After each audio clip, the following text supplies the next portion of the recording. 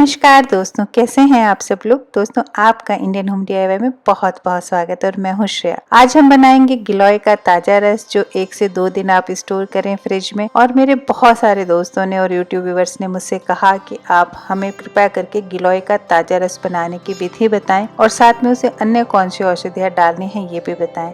साथ ही उनका एक और सवाल था कि गिलोय की किस तरह की डंडी का हमें रस निकालना चाहिए और कौन सी डंडी उपयुक्त होती है। तो इसी पे ये वीडियो है। अगर आप रोज गिलोय का ताजा रस बनाना चाहते हैं या 3-4 दिन के लिए स्टोर करना चाहते हैं तो वीडियो मेरे साथ जरूर देखें। मेरे घर में गिलोय जो है नीम पे लगी हुई है, तो अलग से हम नीम नहीं डालते हैं, लेकिन आज की वीडियो के अंदर हम नीम अलग से डालेंगे।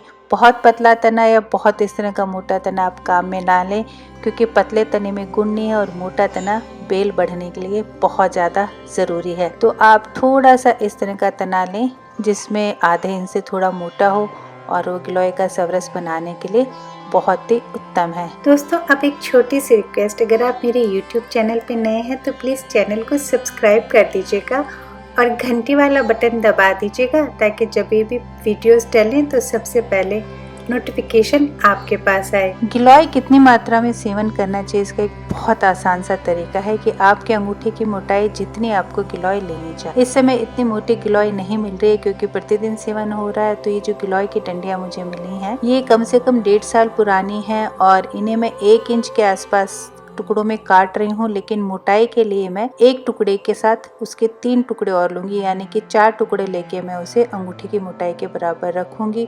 तो कुल मिला के अगर मैं 2 दिन की गिलोय बना रही हूँ तो मैं 16 टुकड़े जो है गिलोय के डंडियों के ले रही हूँ। इस तरह से आप इन्हें काट लें। सीधा काटने में आसानी रहती है, लेकिन अगर आपने जैसे मैंने गोल काटा उस तरह काटने में बड़ी दिक्कत आती है। इसी तरह से आपको गिलोय के टुकड़ों को पतला पतला काटना है, जिस तरह से हम भिंडी या बाकी चीजें काटते हैं। काटने के बाद आप धो लें इसे पानी में, और पानी में धोते समय आप ध्यान रखें कि भिगो के नहीं रखना है। इसके साथ ही मैं आपकी जानकारी के लिए एक बात बता दूं कि ये जो सफेद हिस्सा इस समय आप मेरे साथ देख रहे हैं, दरअसल ये ही सबसे उत्तम है। आप चाहें तो इस हिस्से को काट के निकाल सकते हैं और यूं ही चबा सकते हैं, चाहें तो इसकी दातुन भी कर सकते हैं, क्योंकि इसमें औषधि की मात्रा सबसे ज्यादा है। दातुन करते समय रस आपको चूसना है। और अब मैंने आप देख रहे हैं कि गिलोय को पतली डंडियों में काट लिया है। काटते समय इनके ऊपर का छिलका आसानी से निकल जाता है, तो आप उसे निकाल दें। और अब इसके बाद में गिलोय को आप धो लीजिएगा पानी से।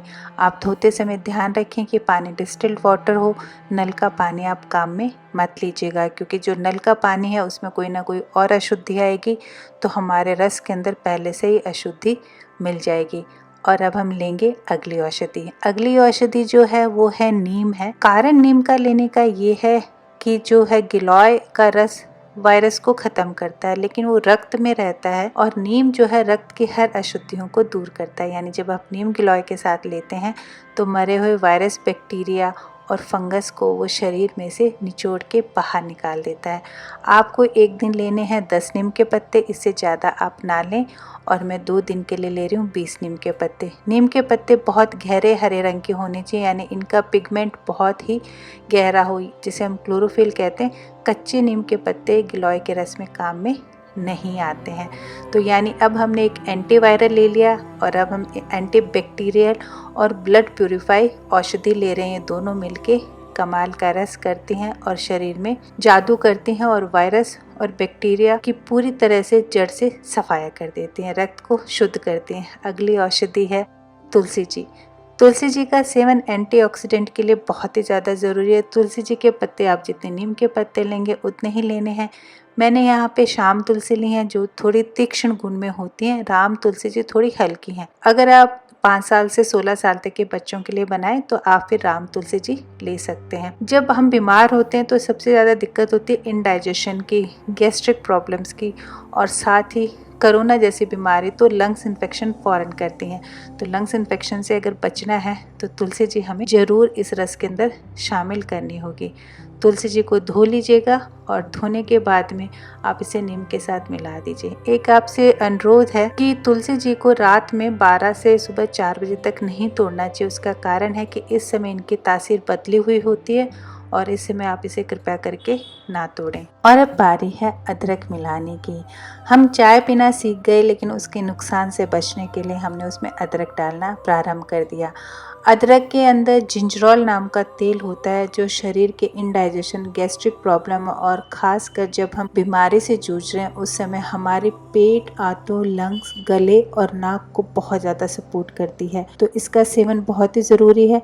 आपको एक दिन के रस के लिए चाहिए आधा इंच की अदरक जो तकरीबन 1 इंच मोटी हो, और अब 2 दिन के लिए बना रहे हैं तो 1 इंच का टुकड़ा लीजिएगा। एक बात का आप ध्यान रखें कि अदरक छील के काम में लीजिएगा क्योंकि इसका जो छिलका है उसमें इस तरह के तेल हैं जिनसे बाल झड़ते हैं। इन सब के साथ हमें मिलाना होता है ताज़ा आंवला। इस समय ताज़ा आंवला नहीं है तो उसका विकल्प है नींबू। जी हाँ, ताज़े आंवले के रूप में अगर आप विकल्प ढूंढ रहे हैं इस समय तो नींबू लीजिए।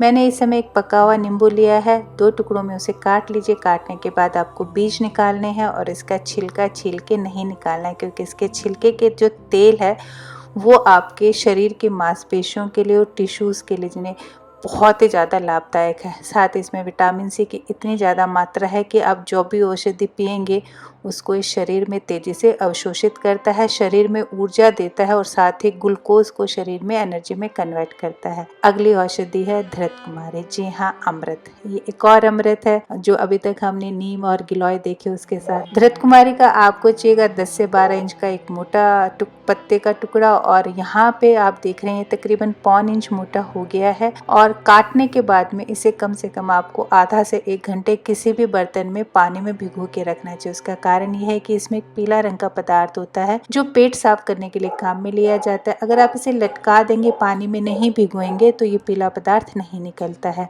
आप पानी में देख रहे हैं कि पीला पदार्थ निकल गया है। तो अगर आप इस पे डिटेल पे वीडियो देखना चाहें तो मैं लिंक लास्ट में डाल दूंगी कि धृत कुमारी का रस कैसे बनाएं। जहाँ पे पीला चिपचिपा पदार्थ आपको दिखता है उसे आप काट के निकाल दीजिए। और अब इसके कोने हल्के से छीलने, आप किसी भी चाकू की मदद से इसे छोटे टुकड़ों में काट लीजिए और फिर इसे किसी भी आलू छीलने वाले पिलर से छील लीजिए। क्या आप जानते हैं कि धृत कुमारी की जो अंदर से गुदा निकलता है वो टिश्यूज की हर लेयर को रिपेयर करता है। यानी आपके शरीर में कहीं पे भी अगर वायरल इन्फेक्शन की वजह से हानि हो गई तो इसे तेजी से रिपेयर करता है। और इसलिए धृत कुमारी का पल्प आपको रस के साथ लेना आवश्यक है। रोग प्रतिरोधक क्षमता तो बढ़ाएगा। यह आपका इस तरह से लेने से 3 महीने में 10 से 12 किलो वजन भी कम करता है क्योंकि वजन भी आयुर्वेद में मोटापा माना जाता है। अगर आपके आंतों में सूजन है, गैस बनती है, अल्सर है, पाइल्स हैं, तो आप इसे इस तरह भी सुबह रोज खाली पेट खा सकते हैं। इसका स्वाद फीका होता है। तो अब इन सब औषधियों के मिश्रण से इस समय तक आप समझ चुके हैं कि हम एंटीवायरल, एंटीबैक्टीरियल, एंटी फंगल औषधियाँ एक साथ ले रहे हैं, साथ ही हम शरीर को रिपेयर कर रहे हैं और शरीर को ऊर्जा भी दे रहे हैं। इसके अलावा इन औषधियों में बहुत सारे मिनरल्स हैं, प्रोटीन्स हैं, विटामिन्स हैं जो हमारे शरीर की डेली विटामिन्स की कमी को पूरा करते हैं। इसके साथ आप डाल दीजिएगा कम से कम 60 ml गरम किया हुआ पानी जिसे आप ठंडा कर लें, और ये आप डाल दीजिएगा डिस्टिल वाटर। नल का पानी या फ्रिज का पानी काम में मत लीजिएगा। पीस लीजिए और पीसने के बाद में आपका जो गिलोय और बाकी औषधियों का रस है वो कुछ इस तरह दिखेगा। आप देख रहे हैं इसके अंदर तिनके हैं। तिनके जो हैं गिलोय के हैं क्योंकि जो उसकी स्किन है गिलोय के ऊपर वाली वो तेजी से नहीं पिसती है, और ये उसी के तिनके हैं, ये नहीं पिसेंगे। किसी भी चलनी में ले लें। एक बात ध्यान रखिएगा, लोहे की चलनी ना लें, नहीं तो आपका रस उसी समय काला हो जाएगा। कारण ये है कि जो गिलोय है उसमें बहुत ज़्यादा मात्रा के अंदर आयरन है और उसी समय ऑक्सीडेशन की प्रक्रिया प्रारंभ हो जाती है। और वास्तव में अगर आप मुझसे पूछेंगे तो गिलोय का रस का रंग यही होता है। जो गिलोय का सब रस है उसका रंग ये है, लेकिन जो डब्बे बंद रस आते हैं उनका रंग आपने देखा होगा, वो ऑलमोस्ट आपको डार्क ब्लैक कॉफ़ी जैसे या डार्क ग्रीन टी जैसा नज़र आता है। दबा के छान लीजिए और बस आपका अमृत औषधि तैयार है। अब समझ लेते हैं सेवन की विधि। 5 साल से कम उम्र के बच्चों को आप इसे ना दें।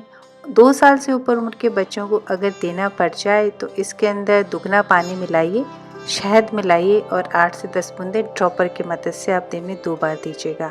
प्रेग्नेंट वुमेन या जो बच्चों को दूध पिला रही माताएं उन्हें आप ना दें। आपको कितनी भी बीमारियां हैं उनकी आप दवाइयां लेते रहें, लेकिन इसका सेवन प्रारंभ कर दें, आपकी बीमारियां धीरे धीरे ख़त्म हो जाएंगी। अगर आप पहली बार पी रहे हैं तो 21 दिन तक आपको इसे सुबह और शाम दोनों समय लेना चाहिए और इसके अंदर पानी मिलाना चाहिए। आपको अगर मधुमेह नहीं है तो आप शहद मिलाइए, और अगर यदि मधुमेह है तो दालचीनी की 1 चुटकी डाल दीजिए और साथ ही अगर आपको हाई बीपी की शिकायत नहीं है तो गुलाबी नमक डालिए, इसका स्वाद बहुत अच्छा हो जाता है और ये सोने पे सुहागे जैसा काम करता है। आप इस तरह से ताज़ा रस बना के 3 से 4 दिन स्टोर कर सकते हैं, लेकिन अगर आपके पास सुविधा है तो रोज़ ताज़ा बनाएं, क्योंकि कुछ भी हो इसके जो गुण है कुछ ना कुछ तो वायु के अंदर अवशोषित हो ही जाते हैं। इसके साथ ही आपकी सभी बीमारियां जब इसे लगातार आप 3 महीने इस्तेमाल करते हैं तो धीरे धीरे करके ख़त्म हो जाती हैं। उम्मीद है ताज़ा गिलोय का रस आपको पसंद आया होगा। अगर वीडियो आपको इन्फॉर्मेटिव लग रहा है और हम लोगों की मदद कर सकते हैं तो प्लीज़ इसे शेयर कर दीजिएगा, चैनल लाइक कर दीजिएगा और अगर कोई कमेंट हो तो ज़रूर कीजिएगा। मैं जल्दी मिलूँगी नए वीडियोज़ के साथ। अपना ध्यान रखें, सुंदर लगें, स्वस्थ रहें। Take care, bye.